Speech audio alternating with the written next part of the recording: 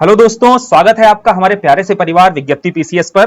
देखो, पेपर 5 हमने कंप्लीट कर लिया है और पेपर 6 आज से हम कंप्लीट करेंगे और उसी अंदाज में करेंगे जैसे पेपर 5 को किया हुआ है। एक दो दिन लेट हुआ, उसका रीजन रहा कि जीएस 1 से जीएस 4 तक का जो प्लान हमने सेट किया है कि यहां भी आंसर राइटिंग पैरेलल में अगर चला दी जाए तो जो आपके मेंस को टारगेट कर रहे हैं या इस बार के पीसीएस को बहुत सीरियस होकर टारगेट कर रहे हैं, तो 5 और 6 यहां हम लोग साथ में कर ही रहे हैं। इसके साथ आपके आंसर्स वहां पर लिखेंगे। जब 1 से 4 भी कंप्लीट कर लेंगे तो पूरा आपका पेपर 1 से लेकर के पेपर 6 एक ओवरऑल होलिस्टिक वे में सारा कवर हो जाएगा। फिर प्रीलिम्स के बाद में ज्यादा दिक्कत नहीं आने वाली है। ठीक है, इसलिए यह प्लान किया जा रहा था, एक दो दिन का लेट हुआ और आज से फिर हम उसी तरीके से शुरू कर देंगे। अब आते हैं पेपर 6 को लेकर के। तो पेपर 6 का सबसे पहले आपको क्या करना है, सबसे पहले सिलेबस आपको देखना है और सिलेबस देखो वहां पर आप डिस्कस कर दिया गया था ग्रुप पर। सिलेबस अगर देखा होगा तो आपने क्या वहां से निष्कर्ष निकाला, पहला निष्कर्ष निकाला होगा कि कौन कौन से मेजर सब्जेक्ट हैं जो यहां पर कवर किए जा रहे हैं उत्तर प्रदेश स्पेशल के पेपर 6 में। तो पहला सब्जेक्ट निकल कर आया होगा जियोग्राफी, और जियोग्राफी में इंडियन और वर्ल्ड आपका उत्तर प्रदेश को केंद्र में रखते हुए यहां शामिल किया गया है।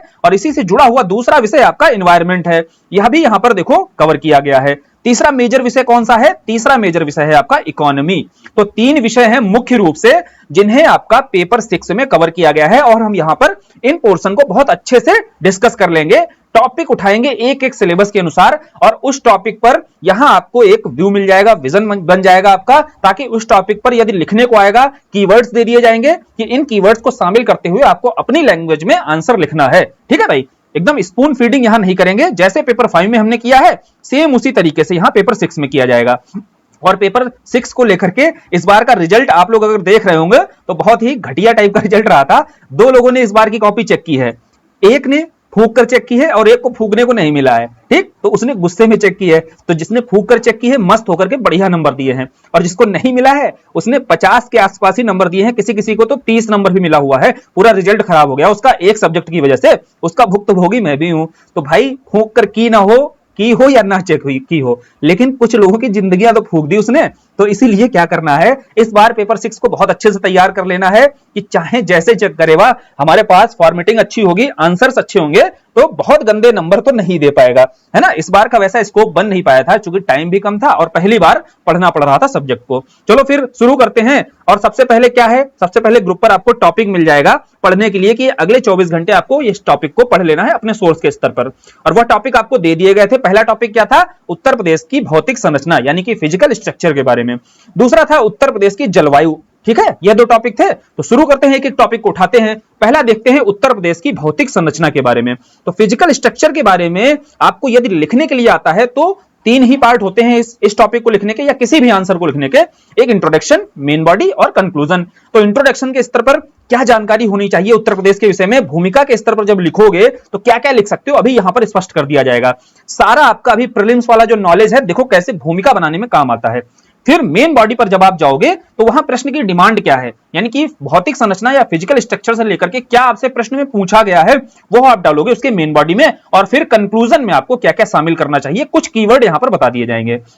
शुरू करते हैं भाई, पहले भूमिका बनाएंगे। सबसे पहले इस टॉपिक पर यदि भूमिका के संदर्भ में लिखने को आएगा तो आप क्या कर सकते हो, उत्तर प्रदेश का विस्तार बताओ कि इसकी जो अक्षांशीय स्थिति है और देशांतरी स्थिति क्या है। अक्षांशीय स्थिति और देशांतरी स्थिति बताने के लिए आपको भारत की स्थिति पहले पता होनी चाहिए। तो भैया यह ग्लोब आप जानते हैं सभी, और जो आपकी उत्तर से दक्षिण की ओर काल्पनिक रेखाएं खींची जाती हैं इन्हें क्या बोला जाता है, देशांतर बोला जाता है। पूरब से पश्चिम में जो काल्पनिक रेखाएं खींची गई हैं इन्हें क्या बोला जाता है, बोले अक्षांश बोला जाता है।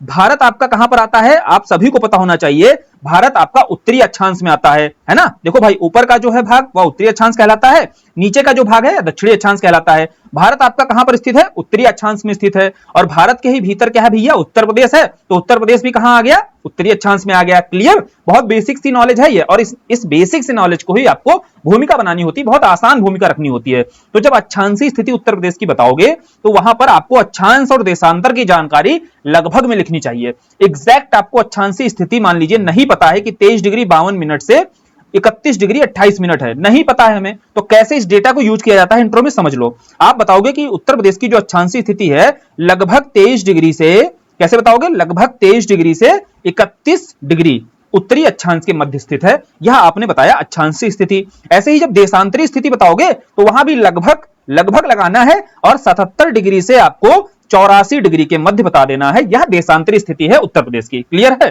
तो देखो डेटा को यूज करना आना चाहिए कि कैसे आपको डेटा कम से कम याद करते हुए भी यूज कैसे करना है उसको। अब नहीं एग्जैक्ट याद आ रहा है, ये प्रीलिम्स का मैटर होता है कि आपको एग्जैक्ट याद करना है। वहां 4 ऑप्शन दे दिए जाएंगे एकदम क्लोज से, तो वहां प्रीलिम्स के स्तर पर आप याद रखो। जब मेंस में चीजें लिखी जाती हैं तो लगभग में अप्रॉक्स में आप वहां पर डाल सकते हो। और ऐसा भी अप्रॉक्स नहीं लिखना है कि आपने कुछ भी बता दिया। यहां देखो 23 डिग्री और 31 डिग्री इतना याद रखना है, अक्षांशीय स्थिति जो उसकी है पूर्व से लेकर के पश्चिम तक की। ठीक, तो यह देखो पहला है आप इंट्रोडक्शन में जिसे शामिल कर सकते हो। दूसरा भूमिका आप उत्तर प्रदेश के क्षेत्रफल को लेकर के, या आप जानते हैं कि उत्तर प्रदेश का जो क्षेत्रफल है 2,40,000 के आसपास लगभग क्षेत्रफल आता है वर्ग किलोमीटर। तो यह बताओगे, साथ ही बता दो कि जो चौथा बड़ा राज्य है क्षेत्रफल की दृष्टि से देखा जाए, वहीं जनसंख्या की दृष्टि से भारत का सबसे बड़ा राज्य उत्तर प्रदेश है। यह जानकारी प्रीलिम्स के स्तर पर है ही, सभी को है। अब यही तो भूमिका बनानी होती है। तो ये क्या है, उत्तर प्रदेश का विस्तार बता दिया, या बेसिक सा एकदम नॉलेज जो है राज्य के बारे में वह बता दिया। तो यह भूमिकाएं बनती हैं इस आधार पर। ठीक, तो अब भूमिका बताते हुए आगे जब बढ़ोगे तो प्रश्न की मेन बॉडी पर जाओगे। मुख्य मांग क्या है? मुख्य मांग है भैया भौतिक संरचना, फिजिकल स्ट्रक्चर। और स्ट्रक्चर बताना है, तो स्ट्रक्चरल जो आपका विकास है, विस्तार है सॉरी, जो उत्तर प्रदेश का, वह समझना है। तो वह इस फिगर के माध्यम से समझो। या फिगर देखो पहले क्लियर कर लेते हैं। तो फिगर में क्या है, आपको एक उत्तर प्रदेश का ऊपरी भाग दिख रहा होगा जिसे उत्तर का क्षेत्र बोला जाता है, और मध्य का क्षेत्र है आपका मध्य मैदानी क्षेत्र है, वहीं दक्षिण का आपका पठारी क्षेत्र है। तो उत्तर प्रदेश का जो उत्तरी क्षेत्र है सभी को पता होगा, उत्तरी क्षेत्र में ही देखो समझना यहां पर ध्यान से, यह आपका जो उत्तरी क्षेत्र है, उत्तरी क्षेत्र में ही आपका शिवालिक की पहाड़ियां मौजूद हैं। अब शिवालिक की पहाड़ियों से ही भैया जो नदियां निकलती हैं, लेकिन किनारे अवशिष्ट लाकर के जमा करती हैं उत्तर प्रदेश के उत्तरी क्षेत्र में। यह क्षेत्र कहलाता है आपका भाबर का क्षेत्र। फिर भाबर के क्षेत्रों से ही जब नदियां बाहर निकलती हैं तो दलदली क्षेत्र आपका बनता है, वह कहलाता है तराई क्षेत्र। क्लियर? तो अभी उत्तरी क्षेत्र के बारे में जानकारी हुई, और उत्तरी क्षेत्र के बारे में क्या पता चला, ऊपर आपका शिवालिक की पहाड़ियां जो मौजूद हैं, क्योंकि भारत के संदर्भ में जब आप जाते हो तो शिवालिक पहाड़ियों का विस्तार उत्तर प्रदेश के उत्तरी क्षेत्र में है। अब उत्तरी क्षेत्र में शिवालिक पर्वत आपके मौजूद हैं, यहीं से नदियां आती हैं, नदियां एंट्री करती हैं उत्तर प्रदेश में, एंट्री करती हैं तो किनारे का क्षेत्र आपका क्या कहलाता है, भाबर का क्षेत्र कहलाता है। और भाबर के बाद से जब नदियां बाहर निकलती हैं तो तराई का क्षेत्र दलदली कहलाता है।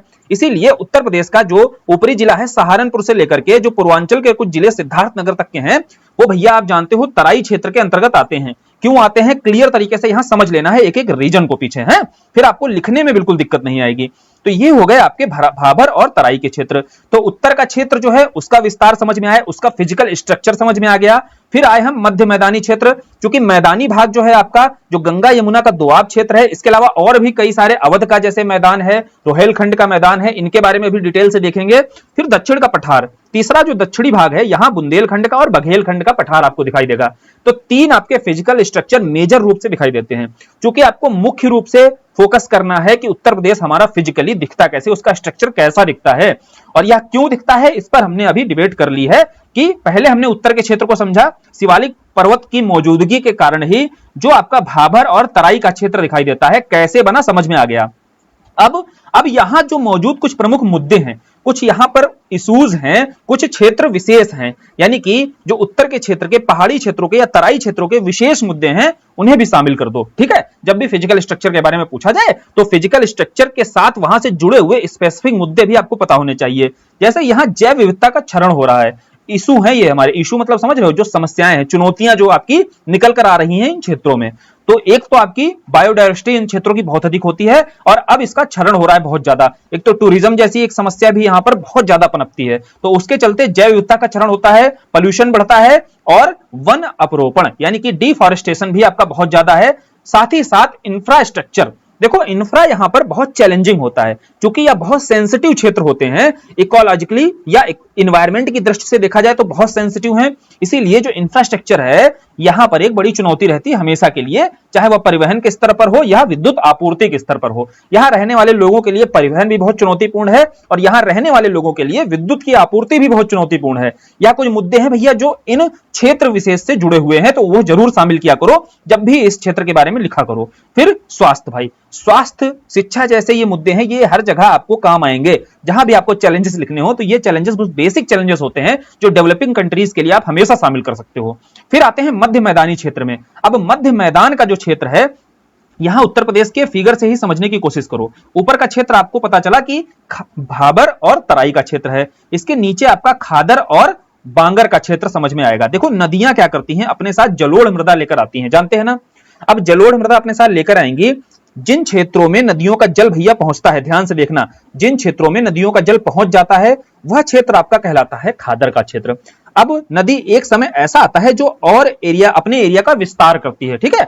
खादर के आसपास का जो क्षेत्र होता है, जहां तक एक समय नदी का जल गया होता है और जहां तक जल पहुंचा होता है, तो वहां तक भी जलोढ़ मृदा पहुंची होगी भैया, कृषि वहां भी होगी। जलोढ़ मृदा आप जानते हैं कि उपजाऊ होती है कृषि की दृष्टि से, तो बोले वहां तक भी एक ना एक समय मिट्टी, जो नदी है वो अपना जल लेकर गई होगी, तो वहां जो मिट्टी है वह कहलाती है बांगर। इसीलिए आप प्रीलिम्स में पढ़ते होंगे कि बांगर में आपकी पुरानी जलोढ़ मृदा पाई जाती है, ठीक। तो भैया यहां पुरानी जलोढ़ मृदा का यह मतलब है कि बहुत पहले यहां पर नदियों के द्वारा यह जलोढ़ मृदा लाई गई होगी। लगातार यहां बदलाव नहीं होता है, जहां नदियों का जल यानी कि बाढ़ जैसी स्थिति लगातार बनी रहती है वहां खादर मृदा कहलाती है। और खादर इसीलिए उपजाऊ भी होती है क्योंकि लगातार यहां लेयरिंग की जाती रहती है, नई नई लेयर डाली जाती रहती है नदियों के द्वारा जलोढ़ मृदा की, तो यह खादर मिट्टी कहलाती है। खादर मिट्टी जो होती है आपकी आर्द्र और बाढ़ से प्रभावित रहती है इसलिए, और यह कृषि की दृष्टि से भी बहुत अधिक उपजाऊ होती है। और हालांकि यहां नाइट्रोजन और ह्यूमस की कमी रहेगी। नाइट्रोजन तो आप जान लीजिएगा, भारत की जितनी भी मिट्टी है हर मिट्टी में नाइट्रोजन कम रहेगा। अब नाइट्रोजन कम रहता है तो इसीलिए हम क्या डालते हैं, एनपीके डालते हैं। एनपीके में नाइट्रोजन का रेशियो 4 का रहता है, कारण क्या है भैया, नाइट्रोजन की कमी। तो इसीलिए रासायनिक उर्वरकों का इन मिट्टियों में प्रयोग किया जाएगा और फिर मुद्दे आपके निकल कर आएंगे। देखो ये मुद्दे जरूर आपको रिलेट करने हैं, जब भी इस फिजिकल स्ट्रक्चर के बारे में लिखोगे तो आपको ये मुद्दे ध्यान रखने हैं, क्योंकि जब प्रश्न बनाया जाएगा तो मुद्दों से जोड़ करके ही बनाया जाएगा। और कारण क्या है, नाइट्रोजन की कमी, इसलिए एनपीके का प्रयोग, आपका एनपीके मतलब रासायनिक उर्वरक का, नाइट्रोजन फास्फोरस और पोटास का मिश्रण 4, 2 और 1 के रेशियो में रहता है ना, तो इसका प्रयोग किया जाएगा। प्रयोग के चलते प्रदूषण भी बढ़ेगा, जैव विविधता बढ़ती है और मिट्टी का अपर्दन होता है, ठीक। मिट्टी अपर्दन होगा, साथ ही साथ इन क्षेत्रों में जो नदियों के द्वारा बाढ़ लाई जाती है, आकस्मिक बाढ़ होती है, उससे जनधन की भी हानि होती है। ये सारे चैलेंजेस हैं यहां पर। फिर आते हैं बांगर। बांगर बता दिया कि यहां पर एक समय नदी के द्वारा जल ले जाया गया था, यानी कि मिट्टी यहां जलोढ़ मृदा मौजूद है, पुरानी जलोढ़ मिट्टी मिलती है। तो अर्ध शुष्क क्षेत्र या शुष्क क्षेत्र के अंतर्गत आता है। साथ ही इन जगहों की यहां पर मिट्टी की क्षारीयता भी अधिक होगी और कृषि की उत्पादकता तुलनात्मक रूप से खादर मिट्टी की तुलनात्मक रूप से यहां बांगर क्षेत्र में कम उत्पादकता देखी जाएगी। तो उसका एक रीजन भी आपको दिखेगा, भूमिगत जल यहां पर कम हो जाएगा। क्यों हो जाएगा भैया, कृषि की उत्पादकता जब कम दिखेगी, नदियां लगातार जल यहां नहीं पहुंचा पाएंगी, तो यहां पानी, यहां सिंचाई कैसे की जाएगी, यहां सिंचाई की जाएगी इन क्षेत्रों में भूमिगत जल के द्वारा। ध्यान से समझना, जब भूमिगत जल के द्वारा सिंचाई की जाएगी तो यहां चुनौती क्या होगी, चैलेंज के रूप में इशू क्या आएगा, बड़ा इशू निकल कर आएगा, यहां ग्राउंड वाटर जो है आपका कम होने लगेगा। इसके साथ साथ मरुस्थलीकरण की भी समस्या आएगी, एक समय के बाद में यहां मरुस्थलीकरण जैसी समस्या भी देखी जा सकती है। तो ये चैलेंजेस देखो आपको रिलेट करते हैं कि नहीं सारे। अगर आपने फिजिकल स्ट्रक्चर समझ लिया उस क्षेत्र का और वहां की जियोग्राफिकल कंडीशन समझ ली, और जियोग्राफिकल कंडीशन से जुड़े हुए आपके रहते हैं इश्यूज या चैलेंजेस समझने में बिल्कुल कठिनाई नहीं आएगी। सारी देखो चुनौतियां निकल कर आ रही हैं रासायनिक उर्वरकों से। और यहां जो खादर क्षेत्र की समस्याएं हैं, इसके साथ जो बांगर क्षेत्र की समस्याएं हैं, यहां भैया देखो शुष्क क्षेत्र है, उत्पादकता कम है, कृषक क्या चाहेगा, उत्पादकता बढ़ाने के लिए सिंचाई करेगा, ग्राउंड वाटर का प्रयोग करेगा। ग्राउंड वाटर के चलते यहां भूमिगत जो ग्राउंड वाटर है आपका, उसका जल स्तर नीचे चला जाएगा, डाउन होने लगेगा, मरुस्थलीकरण की समस्या आ जाएगी। सारी चीजें रिलेट हैं एक दूसरे से। और इन सब में एक बड़ा फैक्टर जो निकल कर आता है, यहां कृषक समुदाय, क्योंकि कृषि इन क्षेत्रों में प्रमुख, आप समझ लीजिएगा, आजीविका का एक स्रोत रहता है। अब कृषक समुदाय अगर यहां पर लगा हुआ है तो उसकी लागत भैया बढ़ जाएगी। जितनी ही इश्यूज निकलकर चैलेंजेस आएंगे, उन चैलेंजेस का परिणाम क्या है, कृषकों की लागत का बढ़ जाना। और लागत अगर बढ़ेगी तो महंगाई बढ़ेगी, और महंगाई की मार कौन झेलेगा, उपभोक्ता झेलेगा, ठीक है। सरकार भी झेलेगी, उपभोक्ता भी झेलेगा, ठीक। तो ये देखो चैलेंजेस सारे एक दूसरे से कनेक्ट करते हैं, और कनेक्ट करते हुए आप पढ़ते चले जाओगे तो बिल्कुल बोरियत नहीं होगी और समझने में बिल्कुल समस्या नहीं आएगी। फिर तीसरा क्षेत्र कौन सा है, तीसरा फिजिकल स्ट्रक्चर समझा, उत्तर का देख लिया, मध्य का देख लिया, अब थोड़ा दक्षिण का देख लेते हैं। दक्षिण का जो क्षेत्र है, यहां पर पठारी क्षेत्र है आपका, और पठारी क्षेत्र में भी दो प्रमुख क्षेत्र हैं आपका, बुंदेलखंड का क्षेत्र और बघेलखंड का। अभी देखो मैप बना दिया गया है, इस मैप का प्रयोग जरूर करना जब भी आप आंसर लिखना इसमें, क्योंकि यह आपका +1 नंबर ही दिलाएगा।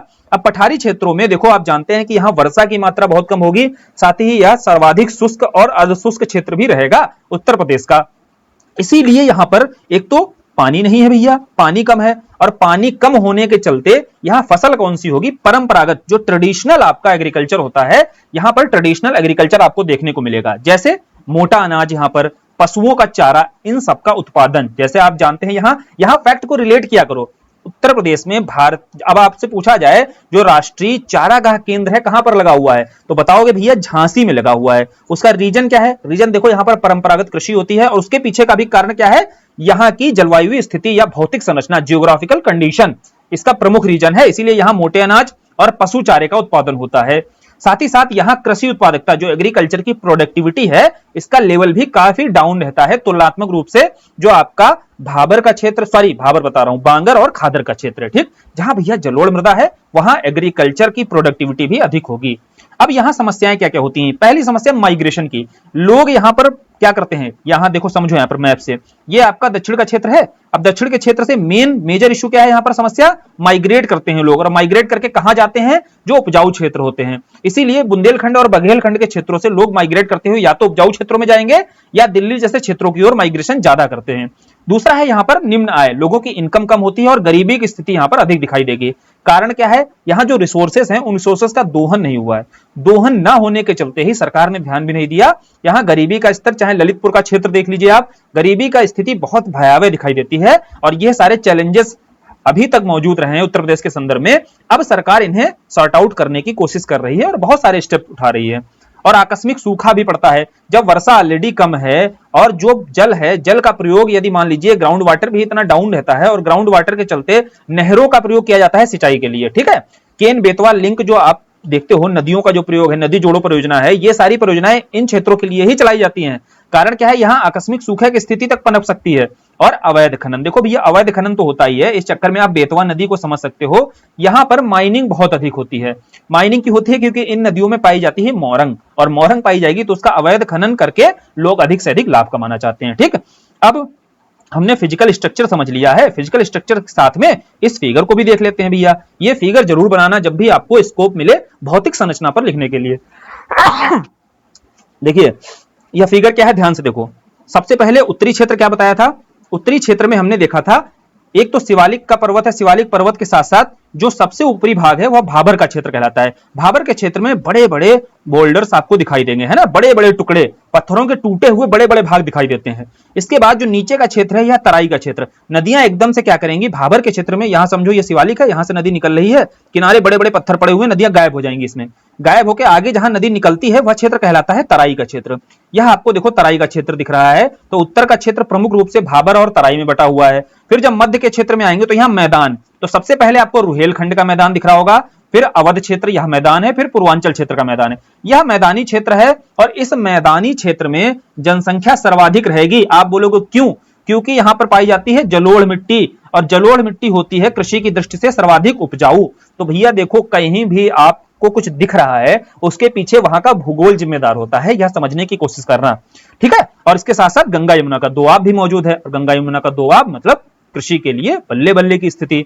अब जो दक्षिण का भाग है यह बुंदेलखंड का क्षेत्र है, और यह जो आपका मिर्जापुर सोनभद्र वाला क्षेत्र है यह बघेलखंड का क्षेत्र कहलाता है। यह पठारी क्षेत्र है आपका।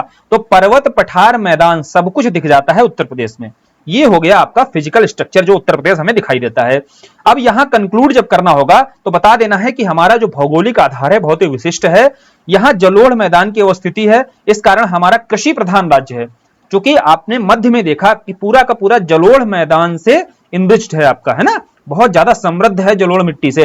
तो इसीलिए हमारा राज्य कृषि प्रधान राज्य के रूप में स्थापित है। और पठारी जो क्षेत्र है यहां जल संसाधन को यदि और बेहतर कर दिया जाए, क्योंकि आपको माइनिंग जैसी जो चीजें हैं इलीगल है, इन पर रोक लगानी है। और वैसे पठारी क्षेत्र जो है आपका, जैसे एनर्जी की दृष्टि से देखा जाए तो सौर ऊर्जा के लिए बहुत अधिक लाभदायक रूप से लाभदायक होता है पठारी क्षेत्र है जो आपका। और मोटे अनाज के रूप में, क्योंकि अंतरराष्ट्रीय स्तर तक पे मोटे अनाज को प्राथमिकता दी जा रही है, तो मोटे अनाज में यदि सबसे समृद्ध क्षेत्र है तो पठारी क्षेत्र है, और वह उत्तर प्रदेश के पास मौजूद है। तो यह पॉजिटिव अप्रोच होता है आपका। पठारी क्षेत्रों में भी देखो पॉजिटिविटी ढूंढते हुए ही आपको कंक्लूड करना है। जो भी समस्याएं हैं, जैसे जल संसाधनों के प्रबंधन की एक समस्या है, मैनेजमेंट की समस्या है, तो इसे बढ़िया से मैनेज करो।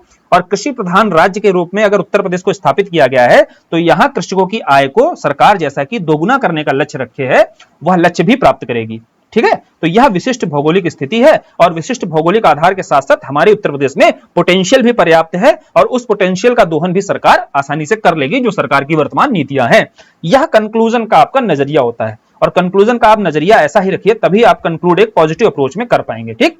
या नहीं कि सरकार की बुराइयां करने लगे आप कंक्लूजन में। इससे क्या है ना, आपका भी एक अप्रोच दिख जाएगा, किसी भी समस्या को लेकर के आप निगेटिव सोचते हैं या पॉजिटिव सोचते हैं, या जब भी एग्जामिनर देखेगा ना कंक्लूड कैसे किया है आपने, तो ये जरूर चेक करेगा।